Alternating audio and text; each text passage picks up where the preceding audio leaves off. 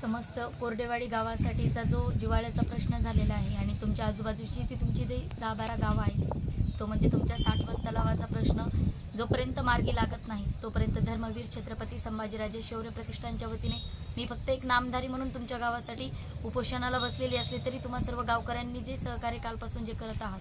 कुठलाही प्रशासकीय अधिकारी किंवा कुठलाही आमदार कुठलाही खासदार जरी या उपोषण सोडवायला आला तरी सुद्धा मी आमच्या प्रतिष्ठानच्या वतीने तुम्हाला एक ग्वाही देते की जोपर्यंत तुमचा साठवण तलावाचा प्रश्न मार्गी लागत नाही तोपर्यंत उपोषण मागे घेण्यात येणार नाही। तुम्ही सर्वांनी सुद्धा असं सहकार्य राहू दे आणि तुमच्या सहकार्याची गरज ही तुमच्या सर्वांच्या जिव्हाळ्याच्या प्रश्नासाठी आहे। ज्यावेळेस आपण सर्वजण ताकदीने उभा राहू, ज्या पद्धतीने तुम्ही लोकसभेवरती बहिष्कार टाकला त्यांना तुमच्या मताची गरज त्यावेळेला नसेल, पण येणाऱ्या विधानसभेला बीडच्या प्रत्येक नेत्याला तुमच्या मतांची गरज राहणार आहे। त्यामुळे आपण सुद्धा याच काळामध्ये त्यांच्या मतावरती बहिष्कार ज्या पद्धतीने तुम्ही लोकसभेला टाकला यावेळेस ते तुमच्या दाराशी नक्कीच येणार आहेत आणि आपण आपला प्रश्न मार्गी लावल्याशिवाय सोडवल्याशिवाय यावेळेस सुद्धा त्यांना साथ द्यायची नाही।